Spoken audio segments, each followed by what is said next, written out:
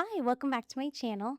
If you're new here, my name is Bree, and on this channel, I like to share my experience with budgeting as well as covering other personal finance topics. And in today's video, I'll be going over my money plan for June. Three things that I really wanted to discuss in today's video was first, what I ended up doing with my extra paycheck in May. I also wanted to cover some sinking funds that I'm using this month for summertime expenses. And lastly, I'm going to be sharing my spending plan that I've put together to try and remain intentional with my free spending category. So, to start, last month I shared that I was going to be receiving an extra paycheck in the month of May. And this is just because I currently get paid bi-weekly, meaning that I get two additional paychecks per year since I budget off of two a month.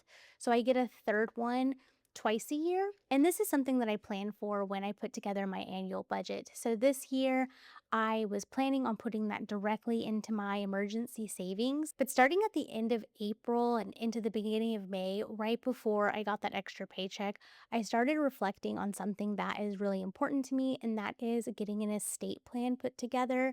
And I started tossing around the idea of potentially using this extra paycheck to go towards those estate planning fees. And so that was where I left off last month, was still trying to decide how I wanted to use that extra paycheck and whether I was going to stick with my original plan and put it directly into my emergency fund, or if I was going to change things up and start going through the process of putting an estate plan together.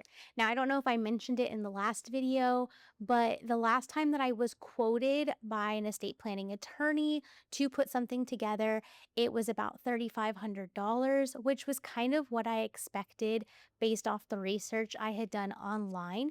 So it didn't really come as a surprise. And of course, my paycheck does not cover the full cost of that $3,500, but I had also received a little bit of a tax refund back in April that I was going to put towards this as well. But ultimately, that money did come in and I parked it in my emergency fund to kind of wait out where I felt was the right direction to go. But honestly, seeing it in my emergency fund brought so much more peace to me in the moment. And so I decided that for the time being, that is just where I'm going to leave it for now. And I'm going to make the estate planning a future goal to work towards. But for now, this was what I felt was the best option that made me feel the most comfortable. Before this, I had about a 2 month emergency fund. And so this puts me closer to 2.5 months, still trying to get to 3 months by the end of the year, if not more. The second topic that I wanted to cover pertaining to June is using my sinking funds for some summer activities. So every year when I'm doing my annual planning, I also like to put together a list of sinking funds that I'm saving towards for the year. I have in another video the 20 different sinking funds that I have set up. And honestly, for 2026, not too much changed. So I really just used that same list for this year as well. But the big thing that is happening this summer is that my daughter is out of school and on summer break. So, if I haven't mentioned it before, thankfully I am a remote worker. So, I do work at my home office, and it definitely makes things a lot easier just because now that my daughter's out of school, I don't have to necessarily enroll her in a full time program. But I do try to find some activities to keep her busy throughout the summer so that she's not just hanging around. And to be honest, I didn't really have anything on my mind. In years prior, she had done like a week-long little like school camp. She also did an overnight camp with her Girl Scouts. And this year, both of those options just didn't really seem like something she was interested in. So I didn't have anything originally on the books for her. And then towards the end of April, I was looking at different sports opportunities that maybe could fill our time over the summer. I ended up finding a really cool program that was just all about learning how to do a sport and practicing in it. And what's really cool is it was just a 1 day a week commitment. So, for example, on Saturdays, they would kind of give you a time slot and you just show up and you practice for the first hour and then you play a game against some other kids for the second hour. And I thought that was the perfect option. They had a variety of different activities, and my daughter ended up picking flag football. So that program cost $178. Now, for this program, I didn't actually use my sinking funds just because in my original budget, I had about $100 set aside per month for her gymnastics program, but we actually ended up canceling that back in March just because of schedule conflicts. And so I'm going to go ahead and use the savings that we've kind of gotten from the last couple of months from that to cover this activity. The next activity came up after talking to one of her best friend's moms. It is a week-long day summer camp. It spans from like 9 a.m. to 3 p.m. It works out perfect with my schedule, especially because it's really close by. So I should be able to do pick up and drop off pretty easily. And for that one, she'll be doing a full week with her best friend. Got a couple of field trips that are sprinkled in throughout the week, for example, going to the zoo for one of those days. So that program cost $300, which is a little bit higher than what I would typically spend, for example, when I did the school one in the past. But this one, because it's with her best friend, and I think that the activities are actually sound like a lot of fun, I was totally okay with the cost. So that is her second camp that she's going to, and that is just for 1 week in July. And then the third camp that she is doing is a theater arts camp. A couple years ago, she did a very small program similar to this. She went away for 3 hours a day in the morning. And it was 1 week and it was like princess themed, and they did a bunch of different activities. And then the parents got to come at the end of the week for a showcase. And it was so sweet. I loved it so much, and she had so much fun. So I was really excited because I've been looking for a program like this, but most of them can just be so expensive. For example, their full-time program goes for $600 to $700, and I just couldn't bring myself to spend that much. But I did end up finding a program at another theater arts center that isn't too far from our house. And that one was a 2 week program where she'll get to go for half the day in the afternoon. And it was for $300. And she'll get to be doing a role performance at the end of the 2 weeks. They'll be putting on the play for 2 nights, and all the kids get speaking roles. And then also, they just kind of sprinkle in some summer fun over the course of those 2 weeks. So, pizza parties and snow cone parties. So, I'm especially excited for this for her. I think it's going to be so fun. And it totally works out because I can leave during my lunch break to drop her off, and then I can pick her up when I'm done with the day at work. So, those are the big activities that are kind of sprinkled in throughout the summer to get her out of the house and get her active and doing something. And those two activities came out to $600. So, at the beginning of the year, when it came to my sinking funds, like I said, I kind of kept the same sinking funds from the year prior. So I originally had budgeted for three different types of camps. And when I put together these sinking funds, I typically base them off of historical costs. So what I've spent previously and also anticipated costs. So if I think something's going to change, I might put a little bit bigger of a buffer. But for this year, I ended up using the same numbers from last year. So I had three camps that I budgeted for, one being $220, one for $50, and another for $150, for a total of $420. So we did go $200 over this year with these camps. And so, how I typically handle my sinking funds, I use a budgeting app called YNAB, or You Need a Budget. I only use the mobile version of it because it's way easier to work with. And I just like having a budget with me in my pocket. And so every month, I put the total amount that I'm saving for sinking funds, which currently is about $700 a month, into one bucket. And then as expenses come in and post to the category, I move the money to the bucket in order to kind of cover the cost. That way I can still track the sinking fund expenses over the year and helps with my annual planning in the following year. So for this year, I moved $420 into that sinking fund. And then I had to make up the difference of $200 using money in other categories in order to cover that. And then also with my sinking fund spreadsheet, to the left of the spreadsheet, I have all of the categories, the amounts, the annual totals, the monthly amount, and then I have a remaining column. And what that does is it takes the annual total and subtracts however much I spend over the following months. So, for example, in the month of May, since I cleared out all those sinking funds, I now have nothing left in them specifically for camps. And then next year in my annual planning, I'll actually pull the annual totals from YNAB itself to reflect on. And if I need to make changes and maybe save a little bit more next year, because I think that that just might be the reality of the situation, then I can put more money towards that next year. The last thing that I wanted to cover in this video is my intentional spending plan for the month. When it comes to my overall budget, there is nothing changing. So, what I put in my annual budget is exactly what I'm expecting to happen in the month of June. But I do have a couple of categories which are kind of what I call my free spending categories. And sometimes I just struggle with how to use those categories, how to stay on track, how to not overspend, how to maintain it, how to keep it intentional. So, something that I'm going to be doing this month is I actually went ahead and started pre planning how I'm going to intentionally spend that free spending money. So, this worksheet that I'm using is kind of like a budget template that I've made in the past, but I'm repurposing it for this activity.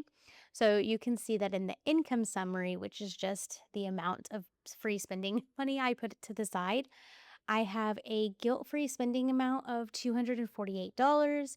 I have $80 budgeted towards food, $38 budgeted towards subscriptions, and $40 budgeted towards nails. I at the beginning of the year, I thought I was going to get my nails done a lot more often, so I tried to work that into the budget, but that ended up not really being a passion of mine. So that is just additional money to go towards free spending. But the total for those categories comes out to $406. I also have a miscellaneous budget of $150 that I put in here because, again, I just wanted to start being more intentional and pre planning a little bit of what those miscellaneous expenses could be. And same with my daughter's spending. And just a quick note, the miscellaneous category is a new category for me this year. And I have to say, I'm really enjoying it. Do I like allocating $150 a month to miscellaneous? No. I can't say that I do, but am I grateful that I have the ability to allocate $150 towards miscellaneous? Absolutely. It has been so nice because sometimes there's just costs that pop up out of the blue. I'm not going to say that they're unavoidable because I think that there's definitely certain measures I could do to avoid certain costs. But it's really nice that when something does pop up, I'm sort of covered and can just kind of throw it into this category and not stress about it. For example, my daughter was part of a dance group this year and they did a lot of performances throughout the city. And every time there was a performance, I had to find parking.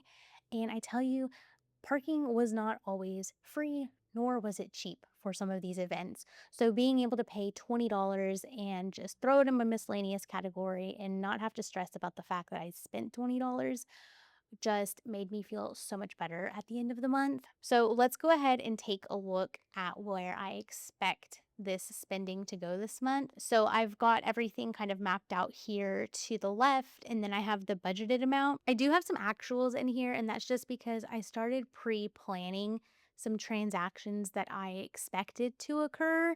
And that way I could get an idea of what that number would be, and then I could put the budgeted number for it.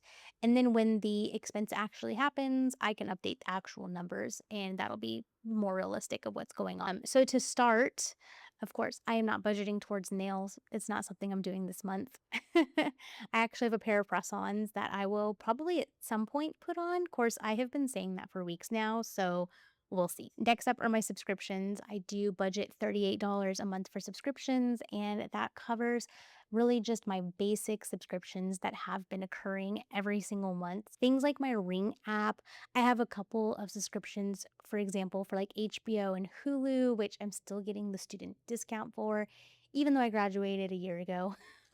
But trying to hold on to that for as long as possible. And then probably my most expensive subscription at this moment that is recurring is my YouTube premium subscription. I think last month I saw the charge at $17 after taxes, which kind of blew me away. I'm not going to lie. That seemed pricey, but I do use YouTube on a daily basis. I use it for a variety of things, for entertainment, for yoga videos, for Pilates videos. I listen to personal finance videos while I'm cooking or while I'm cleaning. So I definitely get my money's worth. But yeah, definitely the most priciest subscription that I have. Next up are these weeks 1, 2, 3, and 4. Those just reflect eating out. So I try my best to stretch that $80 to $20 a week. And that's basically where my daughter and I get to eat outside of the house one time a week. And we try to stick to that as best we can. For week one, you'll see that it's $60, and that's just because we have a banquet that we're going to for her dance group, actually. And I'm anticipating that we'll probably spend closer to $40 since we're going to a sit down restaurant. Then I don't expect anything too different happening in week 2 and 3. So I've left both of those weeks at $20. And then for week 4, I'm back at $60. And that's because that's the performance weekend. So I'm expecting the first day of performance, we're probably going to want like an easy meal to make to eat afterwards. And then after her second performance, I also wanted to put a little bit of budget in there so that we could go out to eat at a restaurant and maybe have a little bit more of a celebratory experience. For her participating in that. Next up, I have Pilates for $28. And honestly, this was just the money that I had left over for the month. So I went ahead and just allocated it towards Pilates. So I have a Pilates studio that isn't too far from where I live, maybe about 15 minutes. And they will sometimes do some pretty nice discounts on classes, typically about 24 to 48 hours before the class time. So, for example, I actually just went to one yesterday and I got it for $13 for a reformer class, which those usually go for about $35 per class. So that's really awesome. So I did put $28 just kind of towards the Pilates class itself. And sometimes I grab like a coffee afterwards. So I wanted to have a little bit extra there for that. Next up are my coffee walks. This is this is such a funny name for this category. Basically, what it is, and I've talked about this before, I think, but this is just an activity that I like to do with my daughter on a weekly basis. So, one time a week, we try to do something that is active, whether that is going for a long walk or maybe we're going to go play pickleball or go play some basketball. But the idea is getting out of the house and doing something active and then going out for a snack afterwards. So, say if we go and do it in the morning, then we might go ahead and go get some donuts and kolaches afterwards. Or if we do an activity in the afternoon, we'll typically go out for frozen yogurt. And actually, right after this video, we are heading out. We're going to go do a walk. And then there's this new boba looking drink. I don't know. It's a very colorful drink with like little boba balls in it that we saw at Starbucks that she's been looking at and she's been asking to get. And I told her, you know, let's hold off until the right time. So I think that's what we're going to do today is we're going to go for our long walk and then we're going to go have a treat and try out this new drink at Starbucks. So I currently have $60 allocated towards that activity, which is $15 per week. Next up are a couple more subscriptions because these aren't always recurring just because like I cancel them sometimes, especially if I'm in a lull and I'm not posting to YouTube on a very consistent basis, but they are YouTube related. So the first is Glean for $20. And this is just an AI tool that basically takes my video and transcribes it so that I can edit it by text and it makes the initial cut so much faster. It is absolutely worth it. So $20 a month for that. And then I spend $15 a month on Canva, and that's primarily for premium access in order to put together my thumbnails. Next up is jewelry for $10. So the last couple of months, I have slowly been purchasing pieces of jewelry from Amazon. There was a certain supplier that I read about online everybody was raving about. So I started buying some pieces every month just to kind of like build up my jewelry supply with a couple pieces, and it's not breaking the bank. And of course, it's probably not going to last me forever, but it is nice to have something new. And I have been wearing them on a consistent basis. And I will also note that it's also really nice for when I'm traveling to have jewelry that is replaceable at a really cheap price. So this month I'm planning to get a second necklace to kind of do like a layering look with necklaces. Next up is Cat Cafe for $50. So this is something that my daughter has been begging to do for months now. And when I've done the research in the past, it typically costs about $20 a person for 1 hour with the cats. And I've just not been in a place where I'm ready to spend that kind of money. But another thing that we're kind of doing this summer is what I call the 9 weeks of summer. And it is doing one activity per week, something to look forward to, I guess you could say. We did something similar during December where we did the 25 days of Christmas, and we picked out 25 holiday activities we could do. And this isn't like a spending money exercise. That one was more so to feel the holiday spirit. So we did things like caroling or going to see the lights or Christmas movie night. We went and saw like the local plays at the high schools and just things like that. And we had a blast. So this year it is 9 weeks of summer. I can definitely do another video to highlight the 9 activities that we're going to do. But basically, I have a ton of free passes that we've gotten from the school and passes that I've been holding on to from other activities. So we are putting all of that to use this summer to go and have some fun. And then I'm going to drop down to the bottom real quick because the last item on here pertains to my free spending money, but I did get some yoga gloves for $10. I recently picked up doing yoga again, which, oh my gosh, I love it. I am so happy that I have found it again, but I was struggling in my downward dog position with my hands, constantly trying to slip off of my mat. And originally, I was going to invest in a new mat, but then I thought about gloves, grippy gloves. And you know what? It totally works. So I'm able to use my existing mat and just use some grippy gloves, and that downward dog is happening. And then lastly is just my daughter spending and my miscellaneous spending. So I've looked at my calendar and I don't have a whole lot that I'm expecting to happen this month. So I don't really know what's going to fall into that. I do know that we are going to a birthday party later this month. It's going to be like a pool party. So I'm expecting to bring like drinks and some food and whatnot and snacks. So I wanted to allocate $20 towards that. And also part of the 9 weeks of summer is going skating. So I'm budgeting $20 for skating, although really trying to get that down to 15. We're going to do a cheap skate day, but that is everything that I am planning for June. I would love to know what your summer plans are and if there's any changes to your budget or what you're specifically budgeting for this month. Let me know down in the comments, and I look forward to seeing you in the next one. Bye!